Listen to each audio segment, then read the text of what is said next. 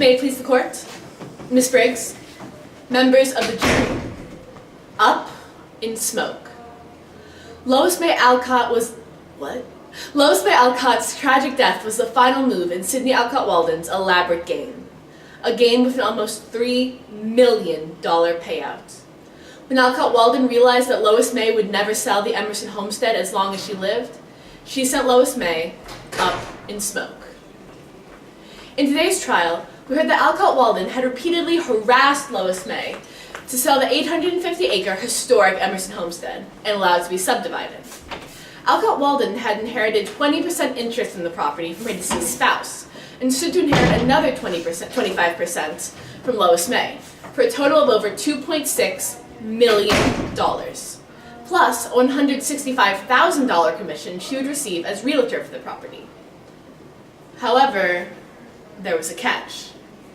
Lois May had a life estate over the property, meaning that as long as she was alive and refusing to sell, Alcott Walden would get nothing, as long as Lois May was alive.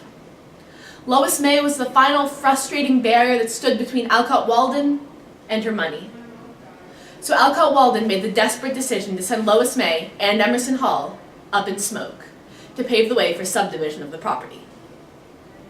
The prosecution bears the burden of proof in today's case, meaning that if they fail to prove beyond a reasonable doubt that Devin Emerson committed any one of the elements of any one of the charges in today's case, you must find Devin Emerson not guilty of that charge. You must find Devin Emerson not guilty of that charge. We concede that Lois May was robbed and murdered and that Emerson Hall was set on fire. But the question that you as a jury need to answer is the same question that authors such as Agatha Christie and Nicholas Blake wanted you to answer. A simple whodunit. Who had the motive to commit these crimes? Defense believes that there are three places in today's case where reasonable doubt can be found. One, the fact of identity, that Sidney Alcott Walden is the more likely murderer and had more motive. Two, the sloppy investigation conducted by Chief Hawthorne's police department. And three, the fact that Chief Hawthorne's police department discarded potentially key pieces of evidence in today's case. If you have reasonable doubt that Devin Emerson committed any one of these crimes, or that the investigation was too sloppy to actually link Devin to these crimes, you must find Devin Emerson not guilty. Now, let's talk about the information that implicates Sidney Alcott Walden. We heard from Mel Herman today that he heard Sidney hollering into her cell phone on the morning of October 15th, saying things like, "Try telling her that and she'll never sell." Saying things like, "Try telling her that and she'll never sell." Sidney even admits to having a full-fledged argument with Lois May the morning of her death. Sidney also tells us that she has spent years preparing the current $5.5 million offer on the Emerson homestead, and that she could not cash in her 25% interest until Lois May agreed to sell. And Lois May would never sell. Lois May said no. And Lois May would never sell. And Lois May would never sell. Lois May said no. Once Lois May and all of her objections went up in smoke, Sidney Alcott Walden was left with full control of the Emerson homestead and over 50% of the current $5.5 million offer. Now, let's talk about the information that exonerates Devin. We heard from Mel Herman today that he saw a figure he thought looked like Devin Emerson leaving Emerson Hall at twilight. However, Mel was forced to admit on cross-examination today that he could not positively identify the person that he saw, and that it could have been anyone. We heard from Devin herself that she does not understand the money and real estate issues with the homestead, and she referred us to Sidney Alcott Walden for this information, who told us that Devin stands to gain nothing from the sale of the homestead. We heard from Devin and Jalen Whitman today that Devin adored her Aunt May and would never do anything to hurt her, because Aunt May was the only person who ever consistently believed in Devin. Now, let's talk about the sloppy investigation conducted by Chief Hawthorne. You heard Chief Hawthorne get on the stand today and proudly admit that a murder investigation in Brook Farm is rare, and we saw the effects of that rarity today.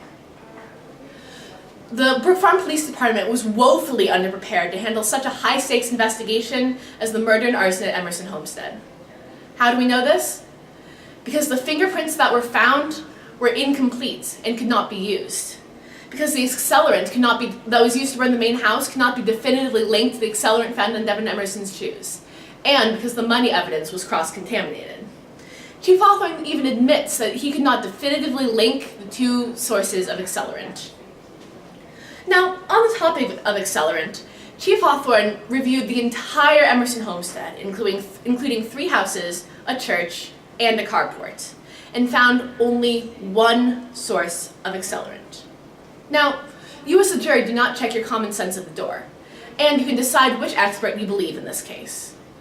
But we heard from Parker Putnam today that Chief Hawthorne searched the entire homestead and found only one source of accelerant and stopped looking. This is sloppy police work.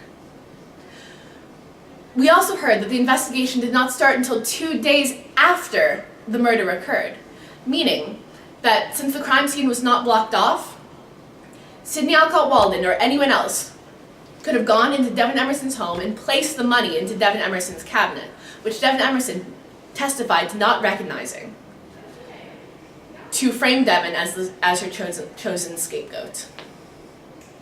Now, finally, let's talk about the discarding of potential key pieces of evidence in today's investigation. If you would turn to your jury instructions on the second page, 3rd paragraph down, it reads, "If you find that the state has lost, failed to preserve, or discarded piece of evidence, you may infer that evidence against the state's interest, which may create reasonable doubt." In layman's terms, this means that if you find the indisputable facts that Chief Hawthorne discarded pieces of evidence to be true, reasonable doubt has been proven. And now, with today's trial, Sidney Alcott Walden's meticulous plans are going up in smoke. If you believe that there is reasonable doubt that Devin Emerson did not commit today's crimes, or that the investigation was too sloppy to link Devin to these crimes, you must find Devin not guilty of robbery, arson, and murder. Thank you. Oh, that was rough.